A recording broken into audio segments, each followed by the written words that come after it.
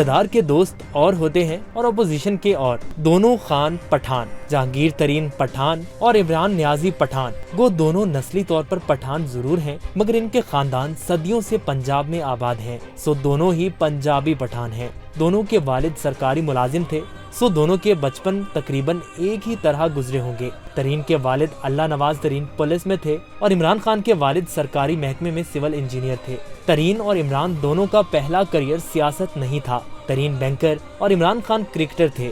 دونوں نے بعد میں سیاست کے کریئر کا انتخاب کیا۔ دونوں نے زندگی کا آغاز مڈل کلاس شہری کی حیثیت سے کیا، پھر دونوں دولت کما کر اشرافیہ میں داخل ہو گئے۔ جہانگیر ترین صنعت کاری اور زمینداری سے امیر ہوئے، جبکہ عمران خان نے صرف کرکٹ سے کمائی کی۔ جہانگیر خان ترین کے کزن ہمایوں اختر خان اور ان کے برادر نسبتی مخدوم احمد محمود پہلے سے سیاست میں متحرک تھے۔ مخدوم احمد محمود جہانگیر ترین کو کھینچ کر سیاست میں لائے۔ اسی طرح عمران خان کے کزن اور برادر نسبتی حفیظ اللہ نیازی اسلامی جمعیت طلبہ میں سرگرم تھے۔ وہ عمران کو سیاست کے میدان میں کھینچ کر لانے والوں میں سر فہرست تھے۔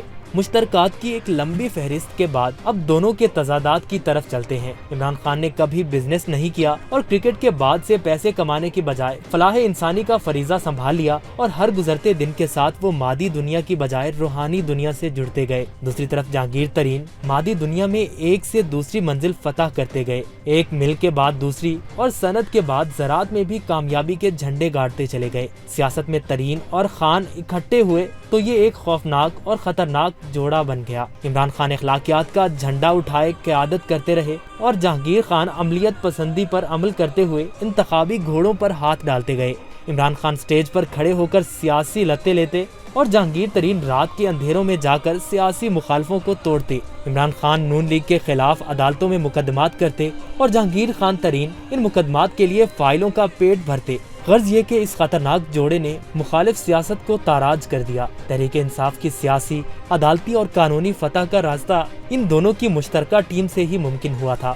چینی اسکینڈل کی رپورٹ کے بعد ایک انٹرویو میں جہانگیر خان ترین نے کہا کہ اب وہ اور عمران خان اتنے قریبی دوست نہیں رہے، لیکن چند سال پہلے تک ان کی دوستی بہت گہری ہوتی تھی، اس قدر گہری کہ عمران خان اپنے نجی معاملات پر بھی ترین سے مشورہ کیا کرتے تھے۔ ریحام خان نے اپنی کتاب اور انٹرویو میں انکشاف کیا تھا کہ عمران خان مجھ سے طلاق لینے پر ترین سے مشورے کر رہے تھے کہ میں نے خود سن لیا اور دروازہ کھول کر انہیں بتا بھی دیا کہ میں آپ کی باتیں سن چکی ہوں۔ بعد ازاں جہانگیر خان ترین نے بھی اعتراف کیا کہ یہ بات سچ تھی۔ نجی معاملات کے ساتھ ساتھ سیاسی حوالے سے بھی جہانگیر خان ترین کا پارٹی اور بنی گالہ پر مکمل ہولڈ تھا۔ تحریک انصاف میں کسی نے اوپر جانا ہے اور کون فارغ ہوگا، اس کا مکمل دار و مدار جہانگیر خان ترین کی حکمت عملی پر ہوتا تھا۔ الیکشن سے پہلے تک بنی گالہ اون چودھری، پنجاب علیم خان اور پختونخوا پرویز خٹک کے مکمل قبضے میں تھے اور تینوں جہانگیر ترین کی مٹھی میں تھے، مگر پھر سب کچھ بدلنا شروع ہو گیا۔ صدیوں کی تاریخ گواہ ہے کہ اقتدار کے دوست اور ہوتے ہیں اور اپوزیشن کے دوست اور۔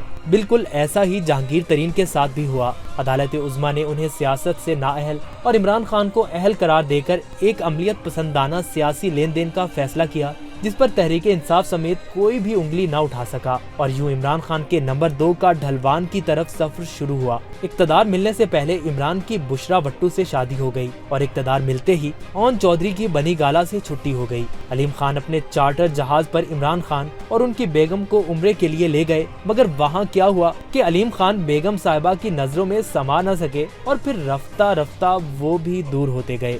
پرویز خٹک دوبارہ وزیر اعلیٰ پختونخوا نہ بن سکے، وفاقی وزیر بن گئے، مگر اب بھی ناپسندیدہ لوگوں میں شامل ہیں۔ اقتدار کے چند ہی ماہ میں جہانگیر ترین کا قریبی حلقہ اثر عمران خان سے دور ہوتا گیا یا دور کر دیا گیا۔ اس دوران عمران خان کی نئی کچن کابینہ بن گئی۔ Principal secretary Azam Khan, first lady Bushra Bibi اور زلفی بخاری اس کابینہ کے اہم ترین رکن بن گئے۔ یوں جہانگیر ترین کا رہتا سہتا اثر و رسوخ اور بھی کم ہو گیا۔ اقتدار ملنے کے بعد وزیر اعظم کی آنکھ اور کان انٹیلیجنس بیورو ہوتا ہے، جسے عرف عام میں آئی بی کہا جاتا ہے۔ آئی بی کا سربراہ تقریباً ہر روز وزیر اعظم سے ملتا ہے یا پھر وزیر اعظم کے معتمد پرنسپل سیکرٹری کو روزانہ کی ملکی اور سیاسی صورتحال پر بریفنگ دیتا ہے۔ عمران خان نے اپنے دوست اور پولیس کے ایک قابل افسر محمد سلمان خان کو آئی بی کا سربراہ لگوایا۔ ترین کے دوستوں کا الزام ہے کہ عمران اور جہانگیر ترین میں غلط فہمیوں کا آغاز آئی بی کی ایک رپورٹ سے ہوا، جس میں کہا گیا تھا کہ جہانگیر ترین، اسپیکر اسد کیسر، پرویز خٹک اور کچھ دوسرے وزراء نے ایک غیر رسمی اجلاس میں پارٹی لیڈر और पॉलिसियों के खिलाफ गुफ्तगू की। इमरान के करीबी हल्के में ये बात ज़ेरे गर्दिश रही मगर फिर दम तोड़ गई। बाद अज़ां खान के करीबी हल्के में असद उमर भी शामिल हो गए जो तरीन के खिलाफ पहले से हैं। इससे तरीन मुखालिफ हल्का और ताकतवर हो गया। खान और तरीन के दरमियान फासले उस वक्त बढ़े जब दोनों खानदानों की खवातीन में भी बन न सकी। इसकी वजह एक फर्स्ट लेडी की रूहानी करामात के हवाले से तरीन खानदान की खवातीन की गैर मोहतात गुफ्तगू भी बताई जाती है। दूसरी तरफ तरीन ने भी मामलात को दुरुस्त करने के हवाले से कोई संजीदा और बामकसद मंसूबाबंदी न की। ये भी कहा जाता है कि वजीर आजम खान तरीन की ज़राअत, आटा और चीनी के हवाले से कारकर्दगी पर भी नाराज हैं, जबकि तरीन के साथी कहते हैं कि इमरान खान उन्हें कुछ करने ही नहीं देते तो उनकी जिम्मेदारी कैसी। आखिर में इस मशहूर मिसल का जिक्र हुक्मरानों की अगाड़ी अच्छी न पिछाड़ी अच्छी याद आया। इमरान खान के एक करीबी दोस्त ने कहा था, इमरान खान से कुर्बत अच्छी और न दूरी अच्छी। ज्यादा करीब हुए तो वो बोर हो जाएगा और ज्यादा दूर हुए तो वो भुला देगा। यकीनन तरीन इस राज को न समझ सके।